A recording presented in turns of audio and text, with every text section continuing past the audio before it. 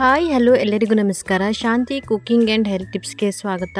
ಸಾಮಾನ್ಯವಾಗಿ ಮನೆಯಲ್ಲಿ ಏನೇ ಅಡುಗೆ ಮಾಡೋದಿದ್ರೂ ನಾವು ಗರಂ ಮಸಾಲೆ ಪೌಡ್ರನ್ನ ಬಳಸ್ತೀವಿ.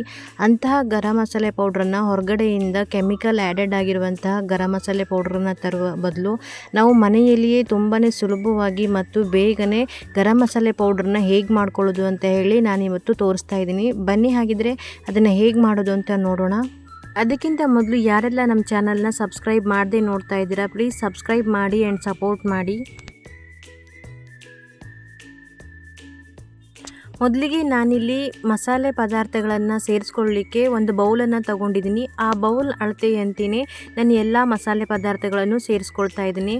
ಮೊದಲಿಗೆ ಚಕ್ಕೆ, ಲವಂಗ, ನಕ್ಷತ್ರ ಮೊಗ್ಗು, ಒಣಮೆಣಸಿನಕಾಳು,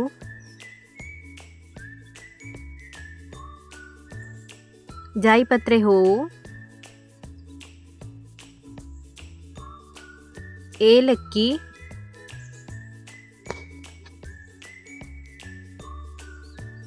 ಸೋಂಪು ಕಾಳು, ಜೀರಿಗೆ,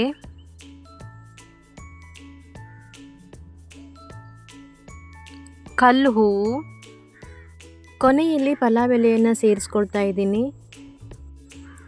ನಾನು ತಗೊಂಡಿರೋ ಬೌಲಲ್ಲಿ ಅರ್ಧದಷ್ಟು ಮತ್ತು ಕಾಲಷ್ಟು ಪದಾರ್ಥಗಳನ್ನು ಸೇರಿಸ್ಕೊಂಡಿದ್ದೀನಿ. ಹೀಗೆ ಅಳತೆ ಪ್ರಕಾರ ತಗೊಳ್ಳೋದ್ರಿಂದ ಈ ಗರಂ ಮಸಾಲ ಪದಾರ್ಥಗಳನ್ನು ಅಳತೆ ಮಾಡಿ ತಗೊಂಡ್ರೆ ಒಳ್ಳೆಯದು. ಯಾಕಂತಂದರೆ ಯಾವುದೋ ಒಂದು ಪದಾರ್ಥನ ಜಾಸ್ತಿ ಸೇರಿಸ್ಕೊಂಡು ಅಥವಾ ಇನ್ಯಾವುದನ್ನು ಕಡಿಮೆ ಸೇರಿಸ್ಕೊಂಡ್ರೆ ಗರಂ ಮಸಾಲ ಪೌಡ್ರ್ ಟೇಸ್ಟ್ ಅಷ್ಟೊಂದು ಚೆನ್ನಾಗಿ ಬರಲ್ಲ. ಹಾಗಾಗಿ ಅಳತೆ ಮಾಡಿ ತಗೊಂಡ್ರೆ ಒಳ್ಳೆಯದು. ನಾನಿಲ್ಲಿ ಎಲ್ಲ ಮಸಾಲೆ ಪದಾರ್ಥಗಳನ್ನು ಸೇರಿಸ್ಕೊಂಡ ನಂತರ ಗ್ಯಾಸ್ ಆನ್ ಮಾಡಿ ಇದನ್ನು ಹುರ್ಕೊಳ್ತಾ ಇದ್ದೀನಿ. ಹೀಗೆ ಎಲ್ಲ ಮಸಾಲೆ ಪದಾರ್ಥಗಳನ್ನು ಸೇರಿಸ್ಕೊಂಡ ನಂತರ ಹುರ್ಕೊಂಡ್ರೆ ಒಳ್ಳೆಯದು. ಇಲ್ಲ ಅಂತಂದರೆ ಒಂದು ಮಸಾಲೆ ಪದಾರ್ಥ ಹುರಿದು ಇನ್ನೊಂದು ಚೆನ್ನಾಗಿ ಹುರಿದಿರಲ್ಲ. ಅದಕ್ಕೋಸ್ಕರನೂ ಎಲ್ಲನೂ ಒಟ್ಟಿಗೆ ಹುರ್ಕೊಳ್ಬೇಕು.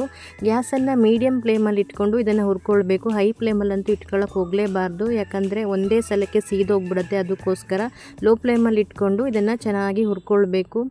ಎಲ್ಲಿ ತನಕ ಹುರ್ಕೊಳ್ಬೇಕಂದ್ರೆ ಮಸಾಲೆಯ ಪದಾರ್ಥದ ವಾಸನೆ ಬರುತ್ತೆ, ಅಲ್ಲಿವರೆಗೂ ನಾವು ಇದನ್ನು ಚೆನ್ನಾಗಿ ಹುರ್ಕೊಳ್ಬೇಕು.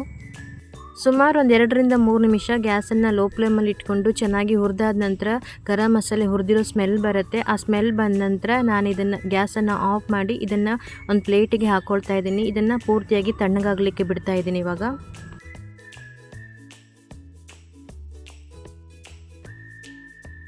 ನಂತರ ಅದೇ ಕಡಾಯಿಗೆ ನಾನು ತಗೊಂಡಿರೋ ಬೌಲಲ್ಲೇ 1.5 ಬೌಲ್ ಆಗುವಷ್ಟು ಧನಿಯಾ ಅಥವಾ ಕೊತ್ತಂಬರಿ ಬೀಜವನ್ನು ಸೇರಿಸ್ಕೊಳ್ತಾ ಇದ್ದೀನಿ.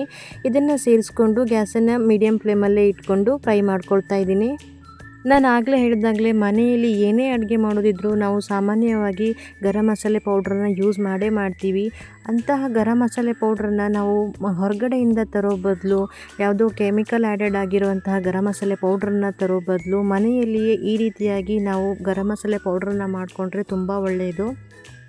ನೋಡಿ, ಇವಾಗ ಮಸಾಲೆ ಪದಾರ್ಥಗಳನ್ನು ಹುರ್ಕೊಂಡ ಹಾಗೆ ಕೊತ್ತಂಬರಿ ಬೀಜವನ್ನು ಸಹಿತ ಗ್ಯಾಸನ್ನು ಮೀಡಿಯಮ್ ಫ್ಲೇಮಲ್ಲಿ ಇಟ್ಕೊಂಡು 1-2 ನಿಮಿಷ ಇದನ್ನು ಚೆನ್ನಾಗಿ ಹುರಿದಿಟ್ಕೊಂಡಿದ್ದೀನಿ.